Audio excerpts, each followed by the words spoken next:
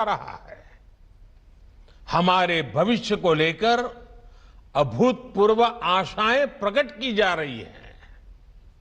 ऐसे में ये हम देशवासियों की जिम्मेदारी है कि हम इन आशाओं, अपेक्षाओं से कहीं ज्यादा बेहतर करके दिखाएं। ये हमारी जिम्मेदारी है कि हम भारत की सोच और सामर्थ्य से, भारत की संस्कृति और समाज शक्ति से विश्व को ये हमारा दायित्व है कि हम अपनी हजारों वर्ष पुरानी संस्कृति की बौद्धिकता और उसमें समाहित आधुनिकता से विश्व का ज्ञानवर्धन करें। जिस तरह हम सदियों और सहस्त्राब्दियों से जय जगत के विचार को जीते आए हैं, आज हमें उसे जीवंत कर आधुनिक विश्व के सामने प्रस्तुत करना होगा। हमें सबको जोड़ना होगा, सबको वैश्विक कर्तव्यों का बोध कराना होगा। विश्व के भविष्य में उनकी अपनी भागीदारी के लिए जागृत करना होगा, प्रेरित करना होगा। साथियों, आज जब भारत G20 की अध्यक्षता करने जा रहा है, तो ये आयोजन हमारे लिए 130 करोड़ भारतीयों की शक्ति और सामर्थ्य का प्रतिनिधित्व है। आज भारत इस मुकाम पर पहुंचा है, लेकिन इसके पीछे हमारी हजारों वर्षों की बहुत बड़ी यात्रा जुड़ी है, अनंत अनुभव जुड़े हैं। हमने हजारों वर्षों का उत्कर्ष और वैभव भी देखा है। हमने विश्व के सबसे अंधकारमय दौर भी देखे हैं। हमने सदियों की गुलामी और अंधकार को जीने के लिए मजबूर भरे दिन देखे हैं। कितने ही आक्रांताओं और अत्याचारों का सामना करते हुए भारत ने जीवंत इतिहास को समेटे हुए आज यहां तक पहुंचा है। वो अनुभव आज भारत की विकास यात्रा में उसकी सबसे बड़ी ताकत है। आजादी के बाद हमने शून्य से शुरू करके शिखर को लक्ष्य करके एक बड़ी यात्रा शुरू की। इसमें आजादी के बाद के पिछले 75 वर्षों में जितनी भी सरकारें रही, उन सभी के प्रयास शामिल है। सभी सरकारों और नागरिकों ने अपने अपने तरीके से मिलकर भारत को आगे बढ़ाने का प्रयास किया। हमें इसी स्पिरिट से आज एक नई ऊर्जा के साथ पूरी दुनिया को साथ लेकर आगे बढ़ना है। साथियों, भारत की हजारों वर्ष पुरानी संस्कृति ने हमें एक और बात सिखाई है। जब हम अपनी प्रगति के लिए प्रयास करते हैं, तो हम वैश्विक प्रगति की परिकल्पना भी करते हैं। आज भारत विश्व का इतना समृद्ध लोकतंत्र है। हमारे पास लोकतंत्र के संस्कार भी हैं और मदर ऑफ डेमोक्रेसी के रूप में गौरवशाली परंपरा भी है। भारत के पास जितनी विशिष्टता है, उतनी ही विविधता भी है। ये डेमोक्रेसी, ये डायवर्सिटी, ये इंडिजीनियस अप्रोच, ये इंक्लूसिव सोच, ये लोकल लाइफस्टाइल, ये ग्लोबल थॉट्स आज वर्ल्ड इन्हीं आइडियाज में अपनी सभी चुनौतियों के समाधान देख रहा है और G20 इसके लिए एक बड़े अवसर के रूप में काम आ सकता है। हम दुनिया को ये दिखा सकते हैं कि कैसे डेमोक्रेसी जब एक व्यवस्था की साथ साथ एक संस्कार और संस्कृति बन जाती है तो कॉन्फ्लिक्ट का स्कोप समाप्त हो जाता है। हम दुनिया के हर मानव को आश्वस्त कर सकते हैं कि प्रगति और प्रकृति दोनों एक दूसरे के साथ चल सकते हैं। हमें सस्टेनेबल डेवलपमेंट को केवल सरकारों के सिस्टम की जगह इंडिविजुअल लाइफ का हिस्सा भी बनाना है, इसका विस्तार करना है। एनवायरमेंट हमारे लिए ग्लोबल कॉज के साथ साथ पर्सनल रिस्पॉन्सिबिलिटी भी बनना चाहिए। साथियों, आज विश्व इलाज की जगह आरोग्य की तलाश कर रहा है। हमारा आयुर्वेद, हमारा जिसे लेकर दुनिया में एक नया विश्वास और उत्साह है, हम उसके विस्तार के लिए एक वैश्विक व्यवस्था बना सकते हैं। अगले साल विश्व इंटरनेशनल ईयर ऑफ मिलेट्स मनाने जा रहा है, लेकिन हम तो सदियों से अनेकों मोटे अनाज को अपने घर की रसोई में जगह दिए हुए हैं। साथियों, कई क्षेत्रों में भारत की उपलब्धियां ऐसी हैं विश्व के अन्य देशों के भी काम आ सकती है। उदाहरण के तौर पर भारत ने डिजिटल टेक्नोलॉजीज का उपयोग जिस तरह विकास के लिए किया है, इंक्लूजन के लिए किया है, भ्रष्टाचार मिटाने के लिए किया है, ईज ऑफ डूइंग बिजनेस और ease of doing governance, ease of living बढ़ाने के लिए किया है, ये सभी विकासशील देशों के लिए मॉडल्स हैं, टेम्पलेट्स हैं। इसी तरह आज भारत विमेन एम्पावरमेंट में उसमें बढ़कर विमेन लेड डेवलपमेंट में प्रगति कर रहा है।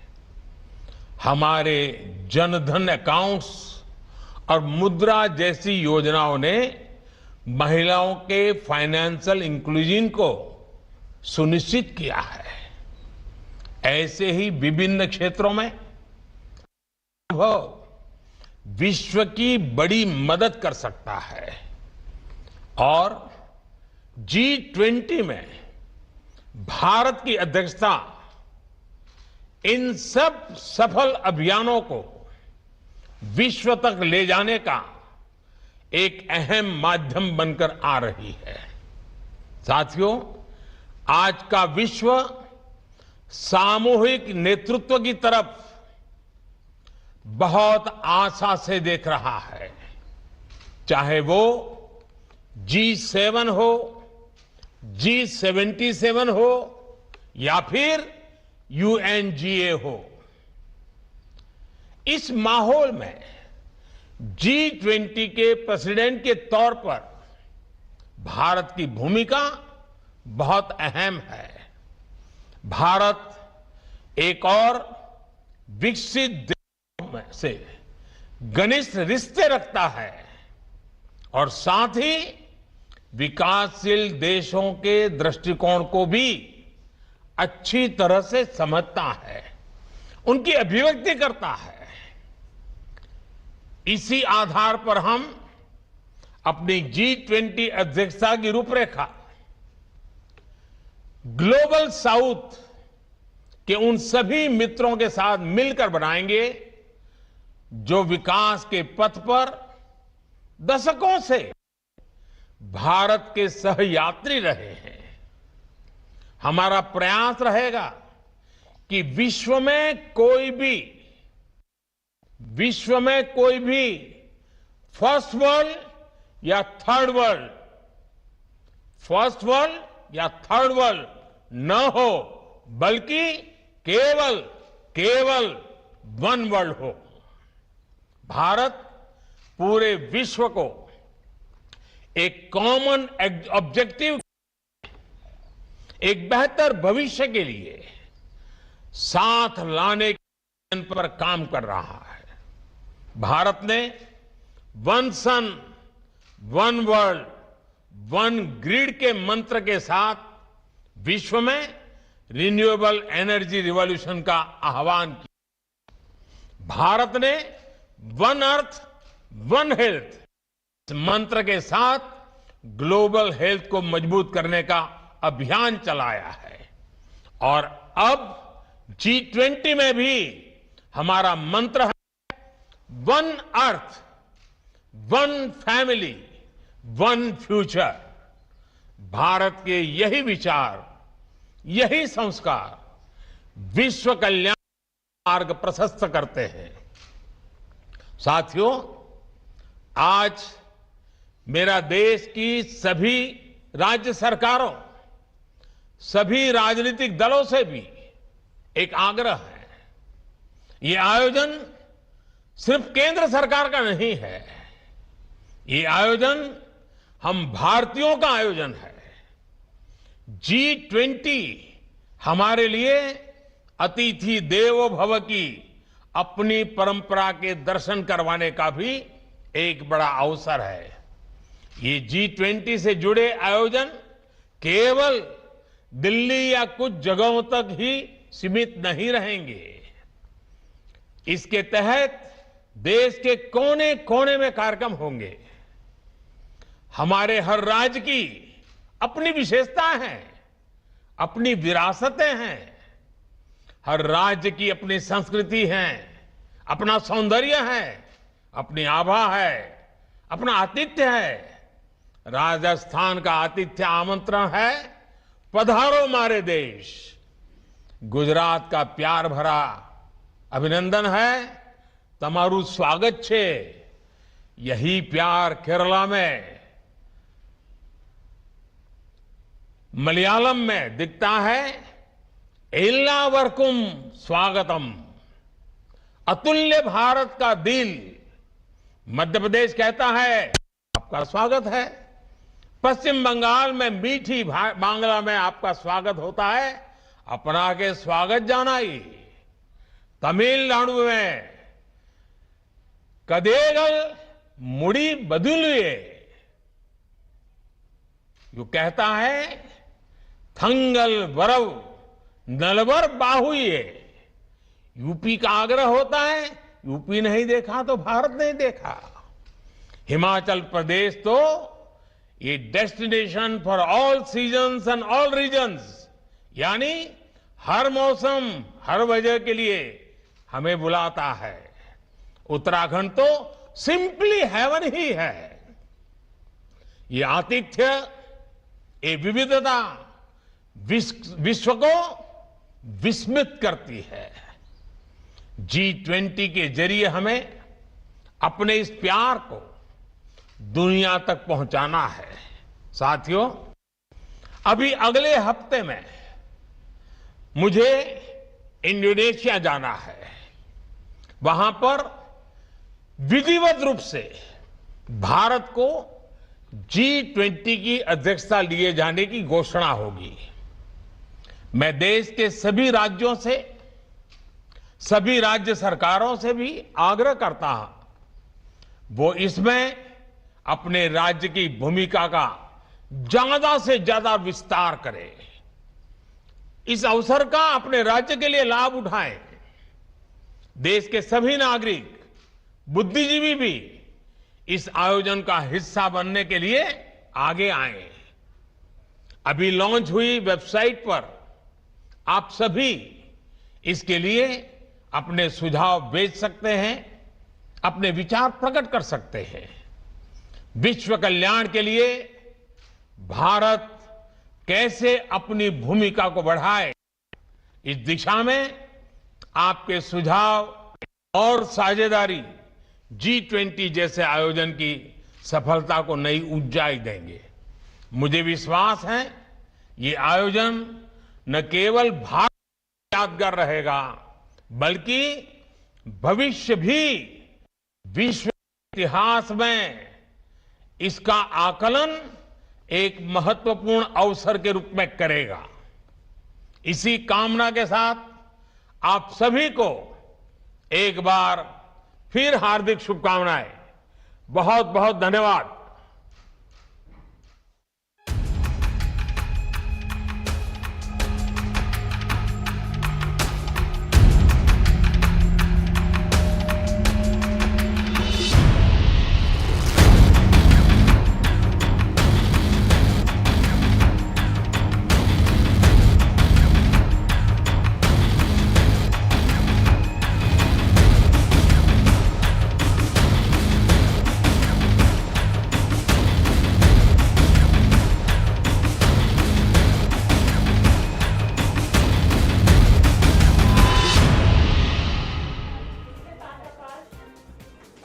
On the Nation at 5, we turn the spotlight towards our continued pursuit of this entire conversion mafia and how these mass conversion rackets are running rampant. Now we're given to understand from Punjab, where we started the investigation phase, it's now trickling into neighboring Rajasthan and big news coming through.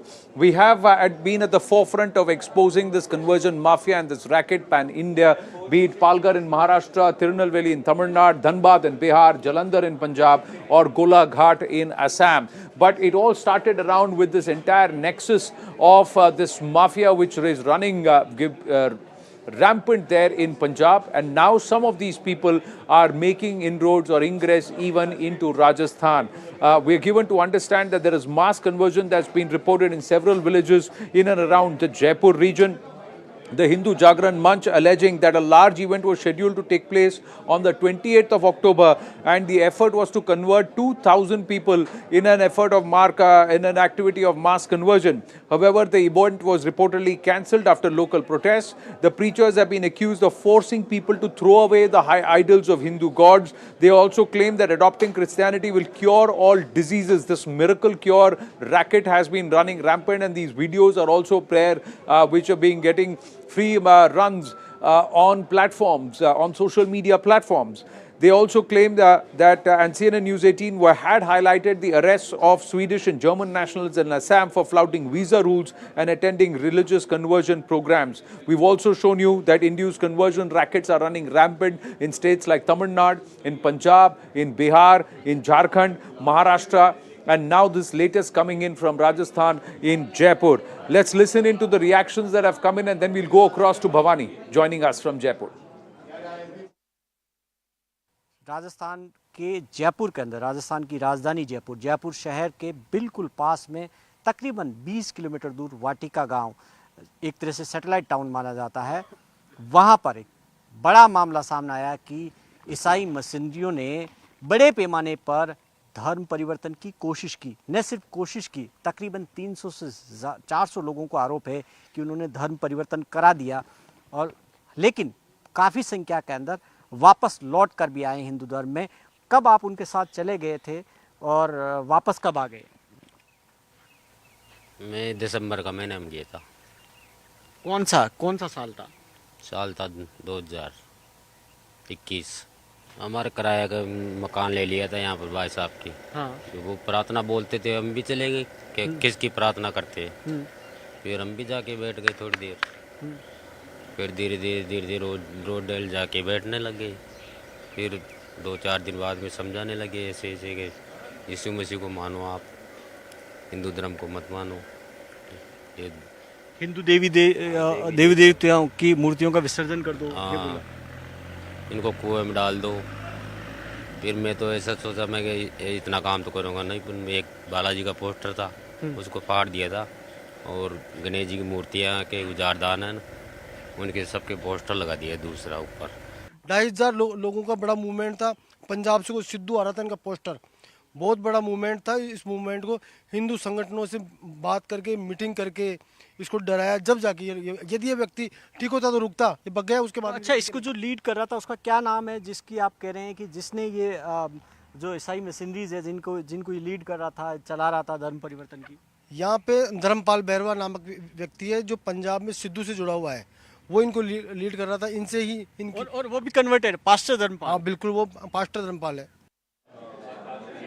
Akash is joining us, and we'll also try and connect with Bhavani. Akash, this racket running rampant, they were organizing this event, but locals protesting, and then they backed off. But the person who was going to come there to try and initiate this mass conversion is from Punjab.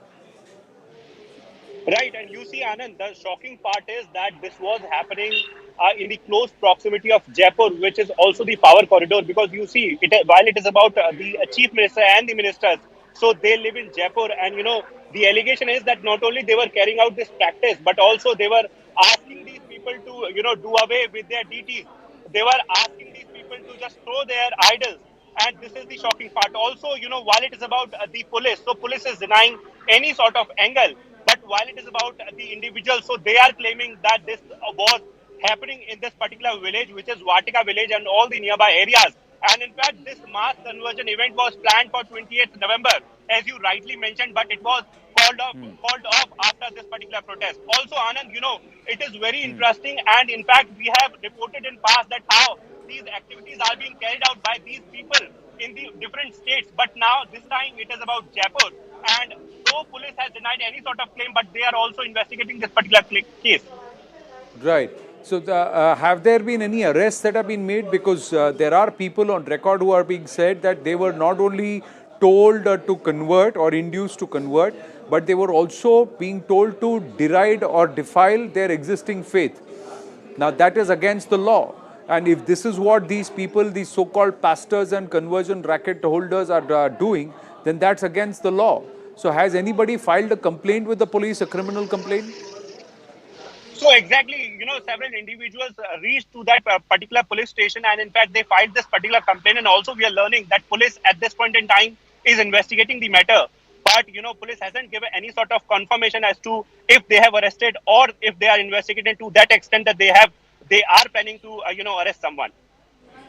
Akash, stay on with us. Hemant Atri ji, senior journalist, is also with us. Hemant ji, the Punjab mein to they've been running rampant and riot. Now they're also making ingress into Rajasthan, all the way to the capital city, Jaipur, in and around that region.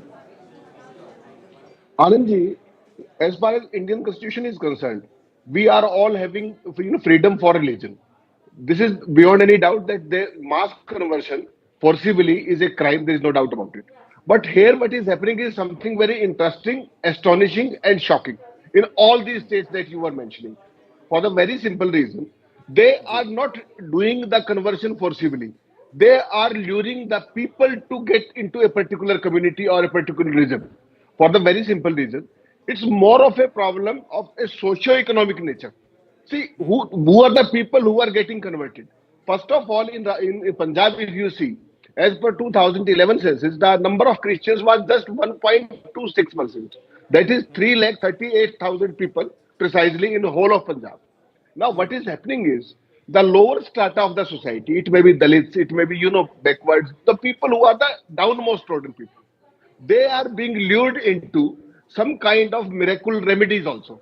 See, I was just going through certain things. What they say is, if you get into our fold, you will get, relief from all kind of problems that you are having. It may be your, employment, it may be family issues, it may be social issues, that kind of thing. And particularly in Punjab, if you see, there lot of deras are also prevalent. Who are the people who go to deras? 85% of the people in Punjab who are downtrodden, they are, attached with one dera or the other. So that phenomena is already there. That problem is already there. Now the real challenge and the issue before us all is, to the whole country at large, is how to get rid of those socio-economic problems. That problem remains unaddressed. They are not, it's very difficult to catch them, as you were rightly asking, as to how they are doing it. There is a basic difference between forcible conversion and luring somebody to something. So these guys are very tactically luring the downmost people, downtrodden people, with a particular, kind of a conspiracy to change the whole demography. So all the governments, they have to rise to the occasion and they have to address those socio-economic problems to get rid of these things. Otherwise, it's going to be a huge problem in all the states, particularly the downtrodden But societies. luring That's what the inducement problem is is. also a criminal offense. Luring inducement is also, and false representation, misrepresentation, and talking down another faith or religion is also not permissible as per the constitution and the law of this country. Hemanji, just stay on with us. We also want to highlight another aspect which came to the fore, the presence of international entities who come into our country violating and flouting visa norms. They use this tourist visa aspect and then float around in the country for 45 to 60 days. And what they do is proselytization, and they do this evangelism which is not allowed as per the visa norms. There were a few foreign nationals who were asked and deported for visa violations. That was what it said. But CNN News 18 has done a deep dive and a thorough investigation, and this is in Assam, where it's emerged that their job was to work in cahoots with this conversion mafia, and it is a massive conversion racket that they were running.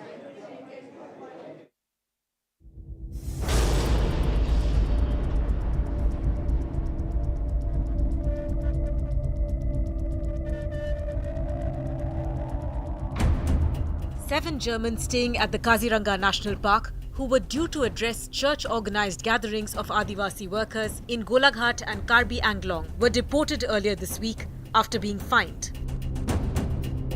3 Swedish nationals were deported earlier. There are reports that 7 German nationals flouting tourist visa attended certain religious programs, and also they were interacting with certain people in different religious places, and we have reports that they visited this place as well. So what actually happened? Actually, what happened in this Rongagora church, they are visiting and they came to our church. And that day is the day is 26. That day is raining. It's still raining. So they came and that time is raining. So there is no place to sit. So we to enter our church, and so we sit there and just we welcome them. There has allegedly been a slew of such cases in recent weeks. Foreign nationals delivering conversion-oriented speeches at functions in Assam, organized by the Church Association. The foreigners travel in tribal-dominated areas on tourist visas. Rules expressly forbid such travelers from delivering religious speeches, but the mission is allegedly rampant. Orders have been issued to local police to keep a close watch against conversion activity, especially by foreign nationals. All district SPs have been directed that anywhere, irrespective of the religion, if there are preaching or congregations where there are foreigners, we have to keep a watch, because as per rules, extant rules of the country, anybody who wants to come here for religious preaching has to take a missionary, the M1 visa. So if they are coming on tourist visa, that is T1 visa, and indulging in religious practice, then it is unlawful. CNN News 18 even spoke to several people who have allegedly been converted. A threat that emerges is a gradual process of sermons and prayer events, and even coercion. I used to be very sick earlier. Had to call tantrics to cure. Then I was told that if I start believing in Jesus and take Christianity, all of these will be cured. So I converted myself from Hindu to Christian. Yes, there are congregations happening time to time. Big people. People from foreign come and take part, give us speeches. We just have to attend and listen to their talks.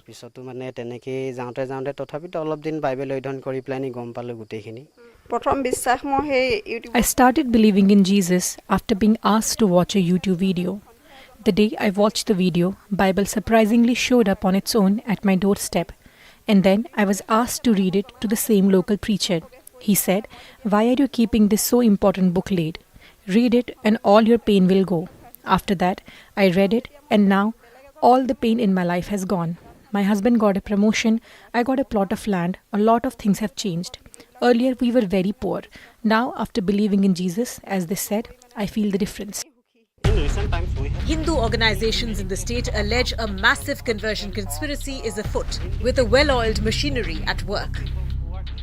In recent times, we have seen in many places of Assam, the conversion of the Hindu peoples, especially those people who are economically backward, those areas which are far away from the reach of general people, so the places which are away from towns. The Christian missionaries, in recent times, we have seen that they have targeted such peoples. Assam's United Church Forum rejects charges, terming them a conspiracy. They do, however, accept that foreigners did visit and some illegal public speaking activity did take place. They insist, though, that the local police station was informed.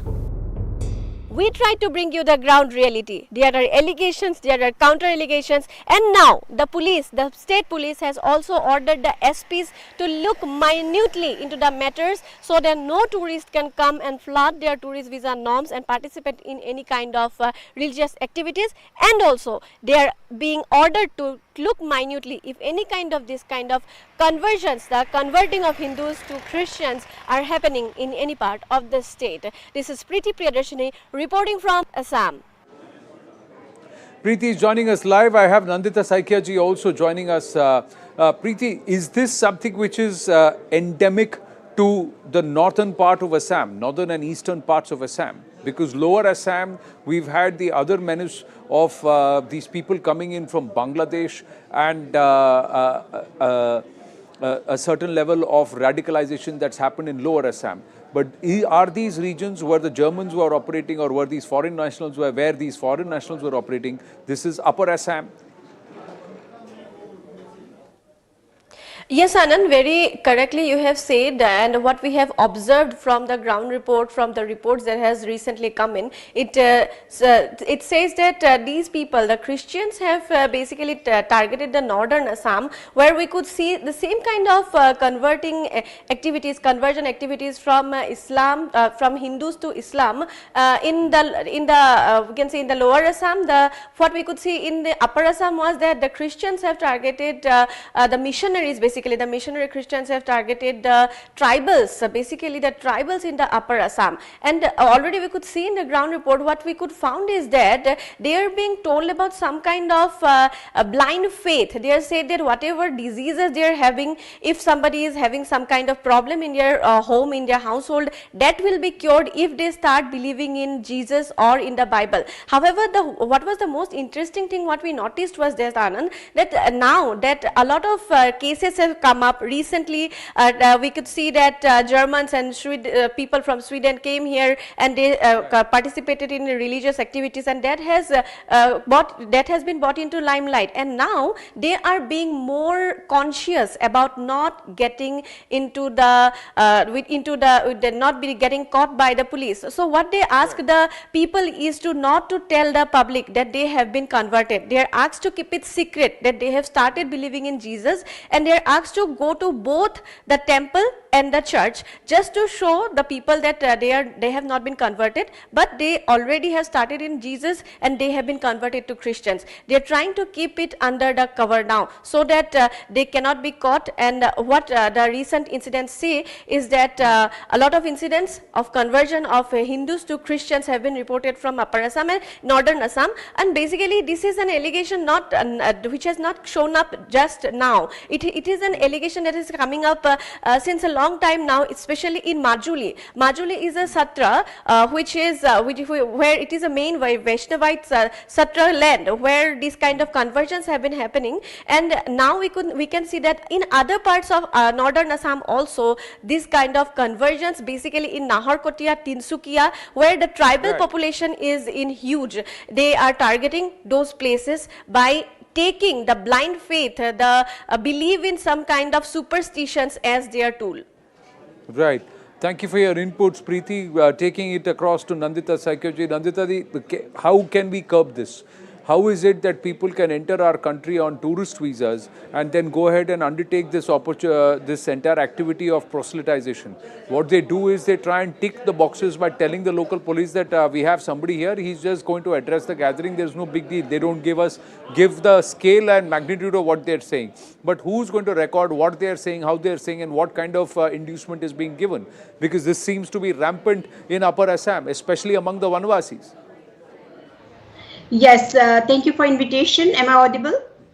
Yes, you are, Nandita ji.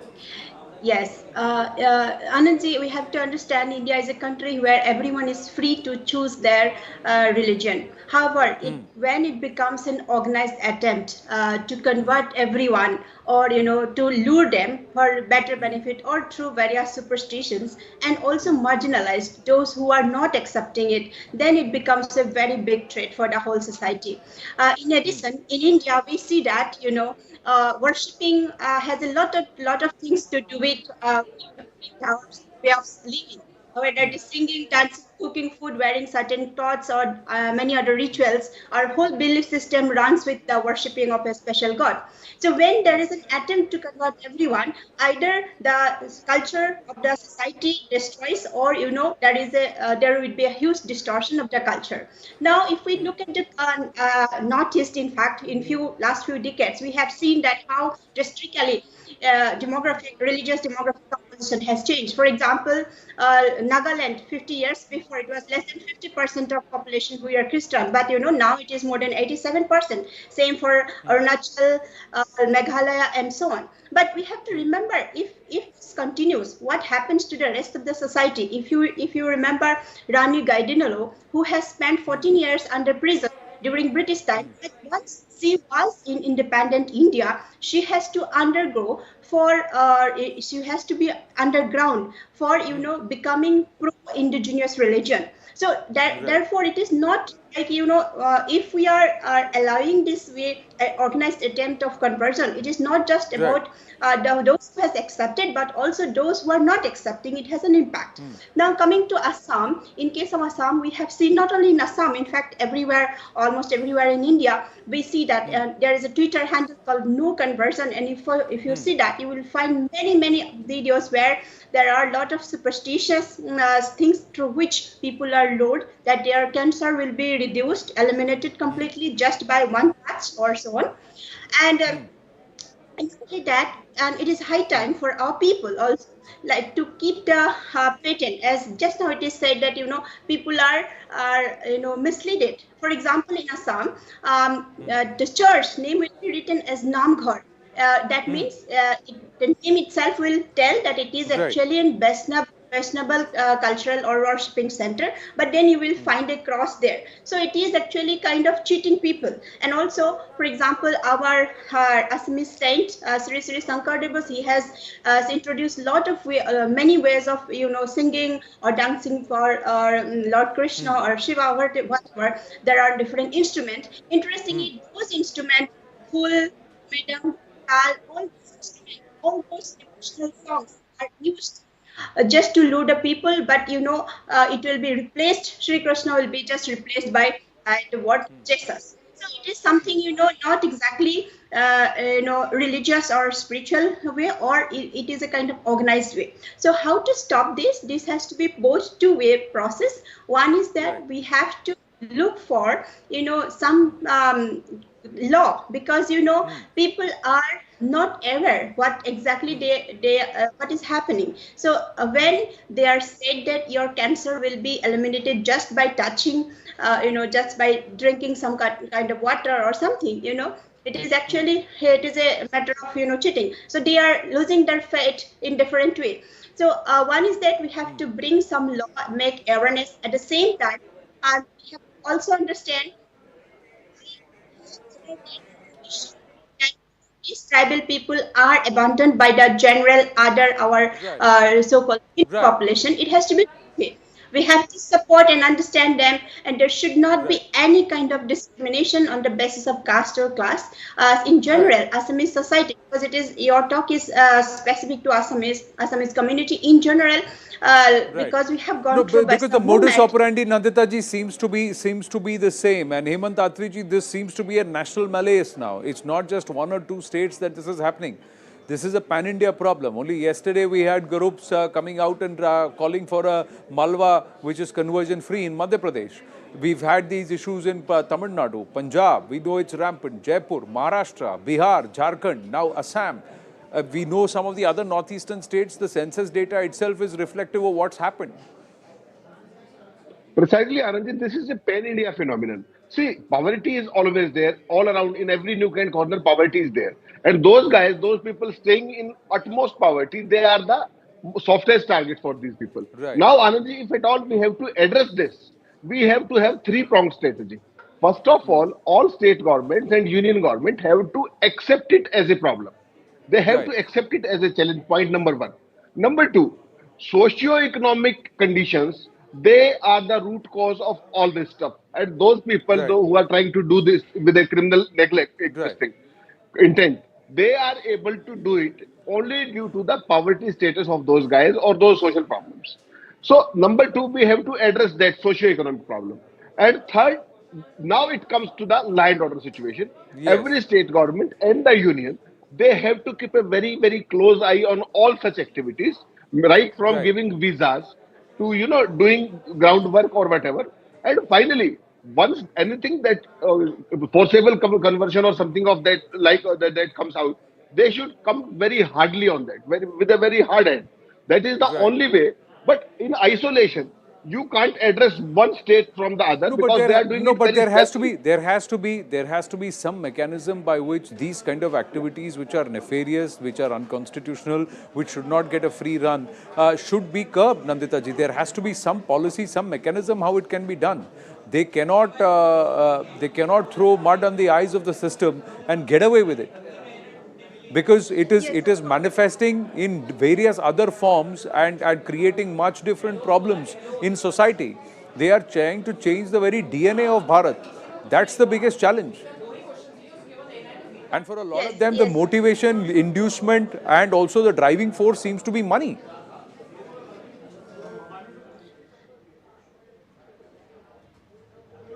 Yes, it is true.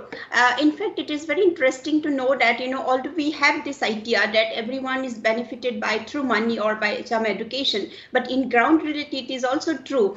A lot of people who are embracing Christianity, and they still tell that actually they don't get much stuff, although they are promised. For example, I have met a number of women whom I have inquired who have converted recently, and I have inquired whether during COVID time, whether they have got any kind of benefits or from, but actually they say that no, it was promised, but in most of the cases they are not found. So it is an interesting, very organized way of cheating the people as a whole. And I totally agree with you that if conversion continues in the same way, it would not be difficult. I would say that in next 50 years, maybe the majority of the northern part of Assam, Upper Assam, will be majority of the Christian people. But what we lost as people move in that way, we lost many of the things from the society, including indigenous knowledge.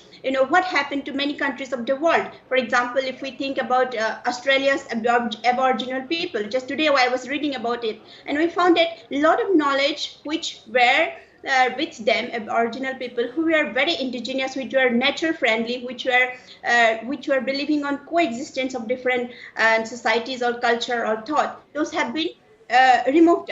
So that is the problem. If actually for Bharat to accepting, because India or in Hinduism, we see that there are diverse faiths. Within Hinduism, there are people who believe only one God. There are people who believe 33 types of God. There are people who worship hills or cows or trees, whatever, snakes or whatever. Yeah. So Hindus already believe in coexistence from one extreme to another extreme. But if certain fate comes, and that is not a problem. India has always accommodated them. But in the case when they started thinking that they are superior and they are the only one, there will be always a conflict, and in the long run there will be a lot of tension. Definitely people will so something needs to be done, and this needs to be highlighted a little more and spoken in depth, and there has to be a policy initiative. There will be a hard-handed approach, not just at the local level, but also somewhere at the regional and national level, that this should be countered. Otherwise, they embed themselves into the system and then start manipulating the system to their advantage. And it's a malaise that we have tried to expose here at CNN News 18. Nandita Saikyaji, Hemant Atri, thank you very, very much. We're going to take a very short break here on The Nation at 5. Stay with us.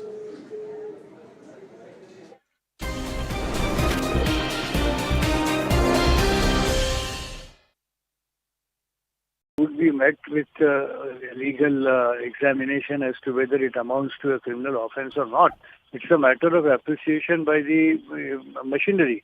But what I am suggesting is that such display of false history hurting religious sentiments does invoke outrage from the people, and the people certainly would make noise that their revered leaders, whether religious or political, are being shown in bad light. They would not permit such exhibition, and therefore I said that the exhibitors and the filmmakers, etc., must reconsider whether what they are shown is unjustified and withdraw it. NCP leader Jitendra Awadh and his supporters blocked the screening of the film in Thane. The film had been screened over the last few days quite successfully, according to our ground reporters. Now, Awadh claims that the movie shows historic events that never happened in reality. He further questioned the people watching the film and the filmmakers as to why the movie was being screened at all.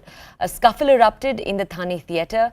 And I believe what also took place is that the leader himself stormed into the theatre and forced the viewers to exit. We're playing out those visuals for you right now on the left side of your screens. The police have registered a case against the NCP leader already and his supporters in the last few moments. Now, interestingly, the Maharashtra Navmi Sena chief Raj Thackeray has also lent his voice for this film's narration. Keep that in mind in this entire story. Now, very quickly, I do want to bring you more details about this story in just a second. My colleague, Mumbai Bureau Chief Vinaya Deshpande is with us right now. Vinaya, I want to ask you, we started this story by saying that this was a controversy that was rocking Maharashtra. Is that correct to say? What is the proportion of this controversy? How have you seen it play out on the ground? Well, firstly, let me tell you, this controversy has broken up much later. This movie has been in theatres for weeks now. It has been doing well at the box office. It has been doing good collection. In fact, we saw some political support as well in terms of Maharashtra Sena chief Raj Thackeray not just lending his voice to the movie. He is the narrator in the movie, but also we have seen a lot of praise for the movie in the last few weeks. Certainly now, after the movie has been in theatres for weeks, the NCP has taken a stance that there have been some objectionable scenes with respect to the portrayal of Shivaji Maharaj and the portrayal of the story, which the NCP alleges does not adhere to reality or how it happened. This comes immediately after Chhatrapati Sambhaji Raje, who is the direct descendant of Shivaji Maharaj,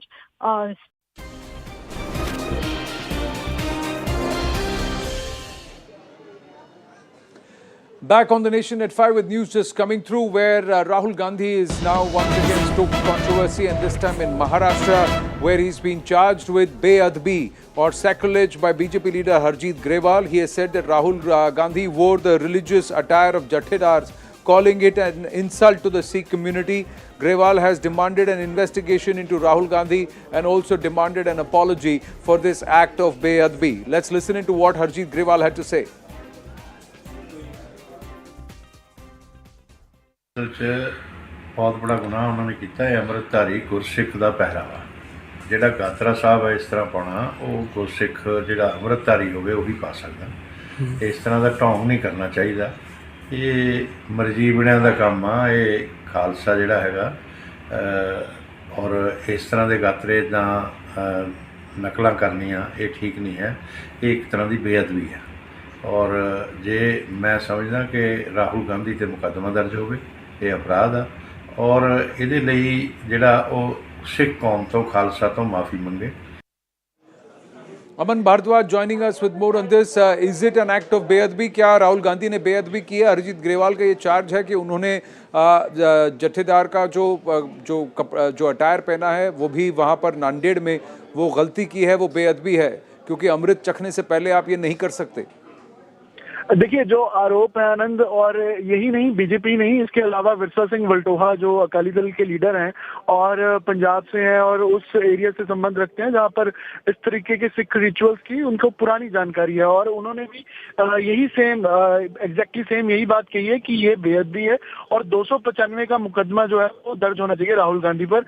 कारण ये है कि जिस तरीके से उन्होंने गात्रा पहना है, जिसमें बड़ी कृपान, जिसको श्री साहब कहा जाता है, और उसको उसमें पहनकर वो वहां पर उन्होंने जिस तरीके से 5 ककार हैं जो वो सिखिज्म के, उसकी बेअदबी की है। और ये जिसने अमृत नहीं छका होता है, जिसने नाम नहीं लिया हुआ है या सिखिज्म के जो जितने रिचुअल्स हैं उनको नहीं फॉलो करता है, अमृत नहीं छका है, उसका इस तरीके से श्री साहब पहनना, गात्रा पहनना और वहां पर ऐसे जो रिचुअल्स किए जा रहे हैं, तो वो एक तरीके से बेअदबी है। अगर किसी को ऑनर भी करना है तो वो केवल और केवल उसको किया जाता है जिसने अमृत चखा हुआ है, उसको ही इस तरीके से ऑनर किया जाता है। लेकिन राहुल गांधी का, और जो वहां पर मौजूद भी थे जिन्होंने किया, वो भी इसमें उतने ही भागीदार है। ये विरसा सिंह वल्टोहा, यानी एक तो राहुल गांधी हैं, पर जिन्होंने उनको ये कपड़े पहनाए और इस तरह से उनका सत्कार किया, उनकी भी क्या गलती नहीं है।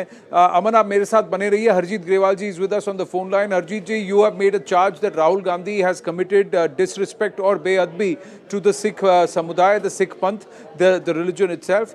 But it has also happened in Nanded where there were other people available present. They have allowed him to do it. ये इस तरह का पहरावा और इस तरह जो वो पहनाया गया गात्रा साहिब, वो हमेशा अमृतधारी सिख ही पहनता है और उसी को इस तरह का सम्मान दिया जाता है। तो दूसरा कोई ऐसे करे तो उसको बेअदबी कहते हैं। और मैं समझता हूँ कि इसमें राहुल गांधी को बिना संकोच किए माफ़ी मांग लेनी चाहिए, और ये बुरी बात है। और इस तरह से यही सिरसा वाले ने क्या किया था, बाबा का जो था सिरसा में, तो उसने यही तो पोशाक ही तो पहनी थी, तो उसी को बेअदबी कहते हैं और उसको सिख कौम बुरा मानती है। तो इस तरह से करना, मैं समझता हूँ कि कांग्रेस की वैसे तो एरोगेंट भी बहुत हैं और कांग्रेसी बेअदबी को मानते भी कुछ नहीं है। मैं समझता हूँ कि वो क्षमा मांग लेनी चाहिए, उनको मांग लेंगे, और इससे नहीं तो कौम में और गुस्सा आएगा। और जिन लोगों ने ये किया है, अब जैसे राजा वड़िंग भी साथ हैं, ये बुरी बात है। उन्होंने फोटो पहले डाली थी, उसके बाद में उन्होंने हटा दी, तो चित्र तो राजा वड़िंग नहीं डाला एकदम, तो ये उनको भी क्षमा मांगनी। वहाँ पर गुरुद्वारे के जो जत्थेदार हैं या जो ग्रंथी हैं वो भी मौजूद हैं, और भी सिख मौजूद हैं जो वहाँ पर, जिन्होंने ये होने भी दिया, तो उन्होंने भी तो वहाँ ऑब्जेक्शन नहीं उठाया कि यात्रा साहब ऐसे राहुल गांधी को कैसे पहना रहे हैं। अब बुरी बात है, वो जिन्होंने भी किया है उनको सबको गुरु से माफ़ी मांगनी चाहिए। ये बुरी बात है, ऐसे नहीं करना चाहिए।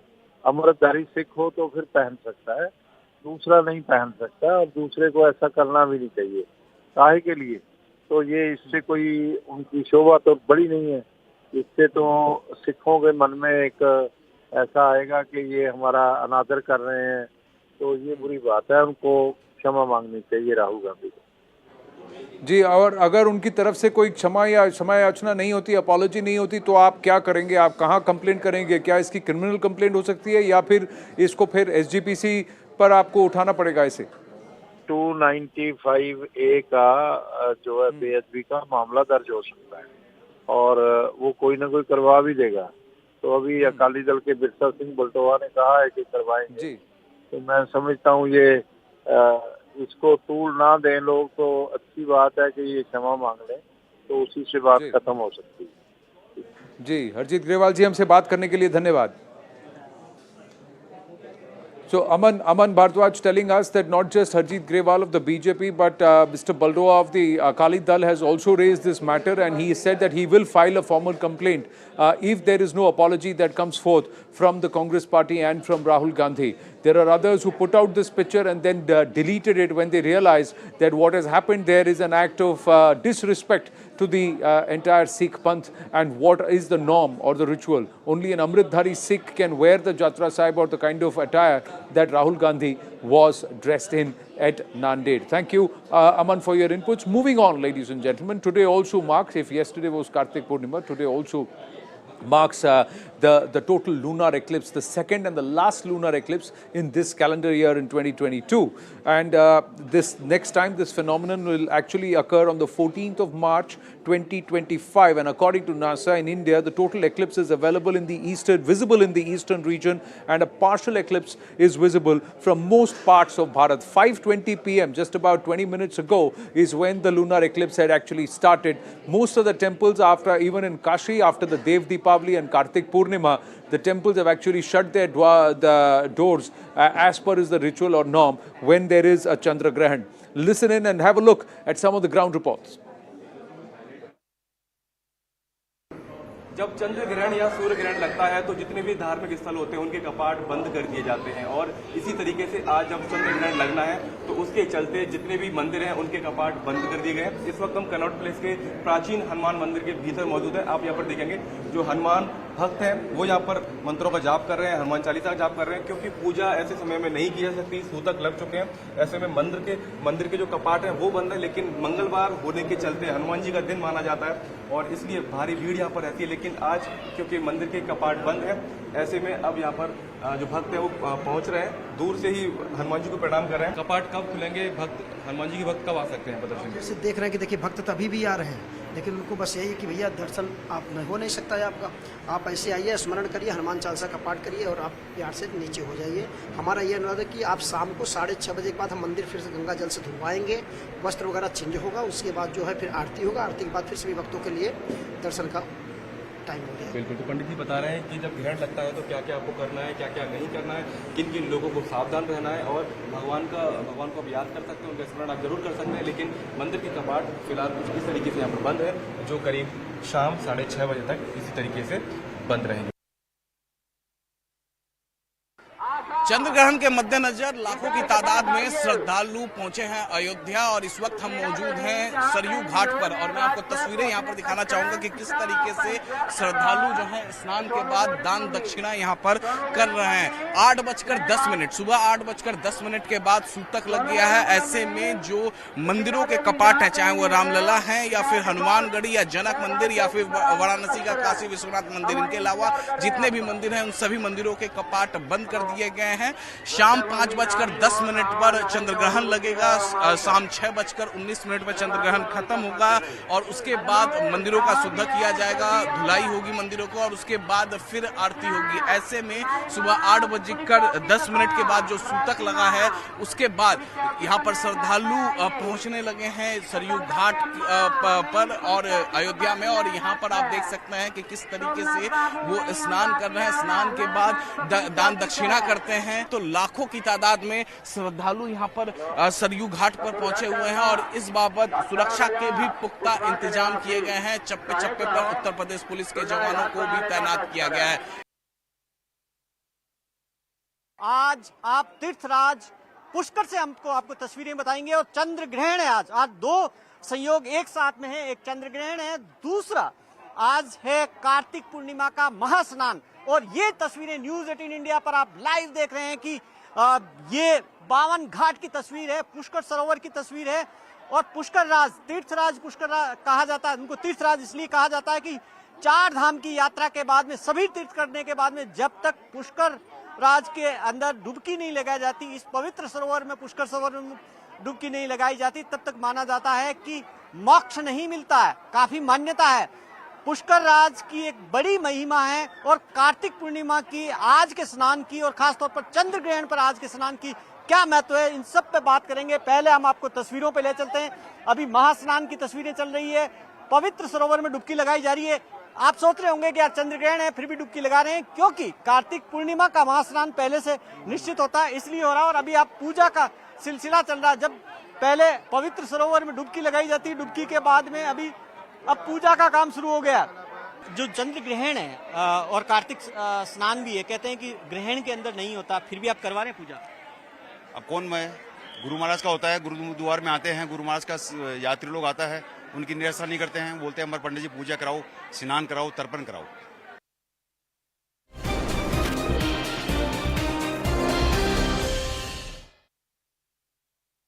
Stay with us, please. I want to go over to Majid Memon from the NCP. So we have a BJP spokesperson with us, and one of multiple accusations that he's making is that while it might be all right to call for a boycott, you can't walk into a theatre like this and intimidate viewers. So what do you have to say about that?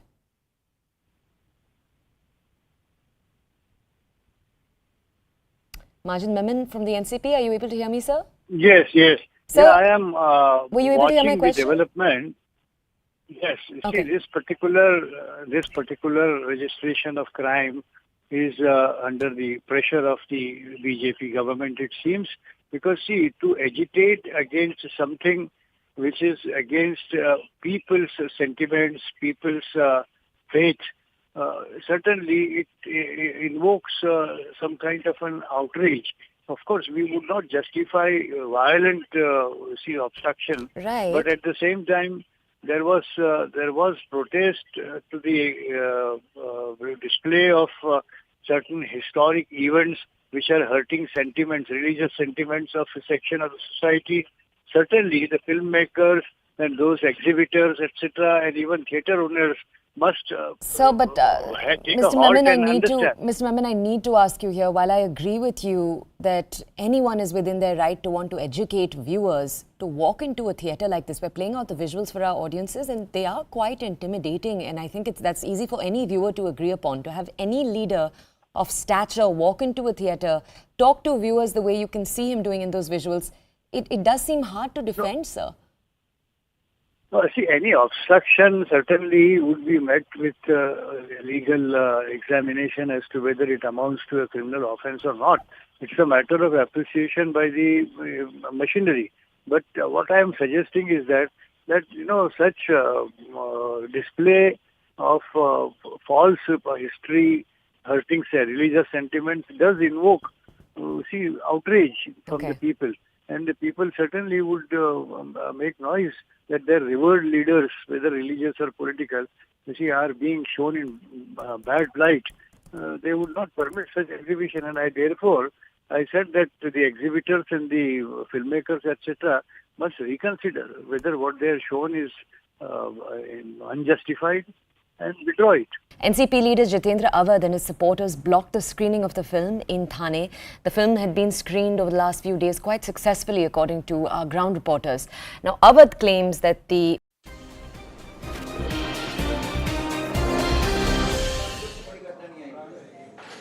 Back on the Nation at 5 with this entire controversy around the word Hindu, and Satish Jarkioli continuing to stick with his stand that Hindu is a dirty word and it is something which has been imposed upon Bharat and by Persians.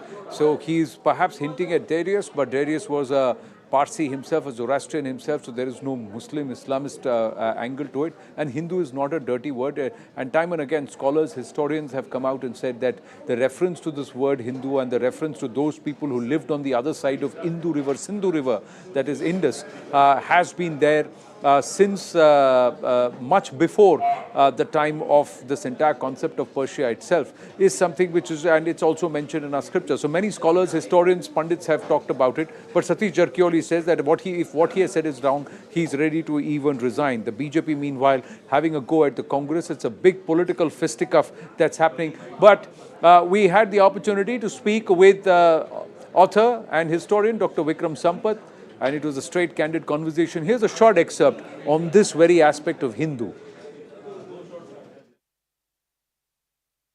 Before you became the Dr. Vikram Sampath, you were also with Savarkar. It happened, so I'll credit you for that. But Vikram, you even in Bengaluru, your own Lit Fest and what you were organizing there was subject to this kind of love Lots of it. Wasn't it? But वहाँ तो कोई बाहर से नहीं आया हुआ था. They were local people, our own fellow country people, who turned around and said, no, I want to cancel you out. Yeah. No, I think, Anand, as Abhijit mentioned, these people are not only unelectable, they are also the most illiberal. I don't know why we conflate left and liberal as one. The left is anything but liberal. If you see all these Litfests and other panels also, most of the people from that side, it's never a discussion of opposite views.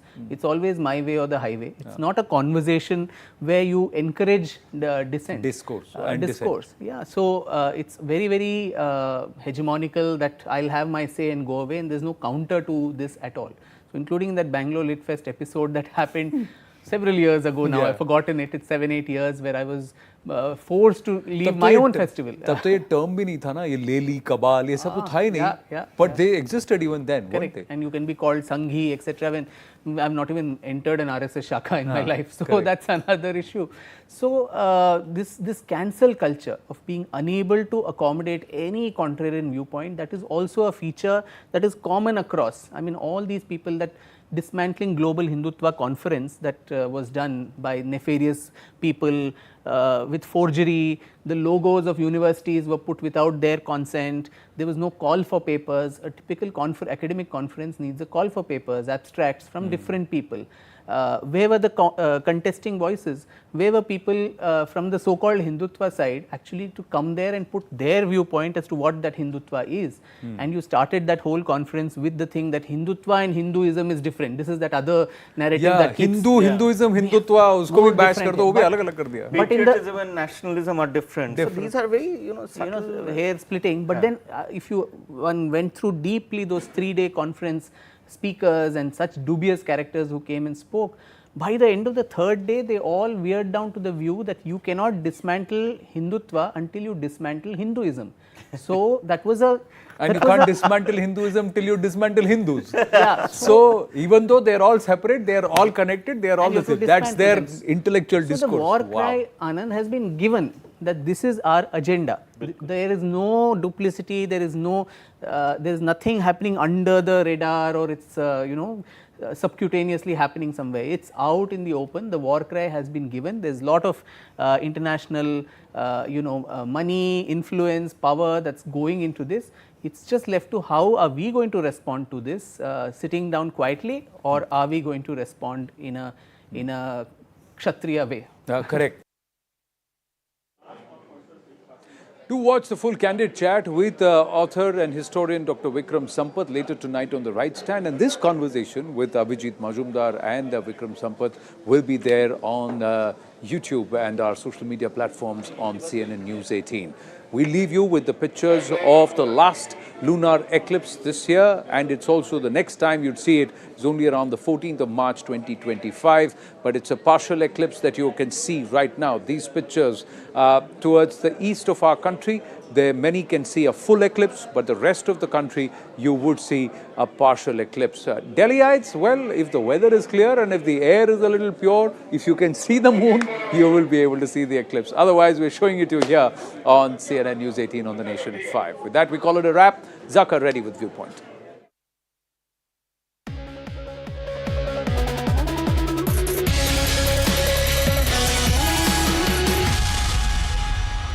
Congress leader Satish Jarkiholi is doubling down on his comment that the word Hindu is not an Indian word. He says it's from Persia or Iran. Now, it's one thing to say this as a slip of the tongue, but the fact that he's showing no remorse whatsoever and continues to insult the word Hindu and Hindus as a fallout of it, that is simply politically unacceptable. And his party, the Congress party, other than distancing themselves, and of course the man in charge of the state, Randeep Singh Surjewala, tweeted out saying that no congressman or woman would associate themselves with these comments. But the fact still remains that it's been 48 hours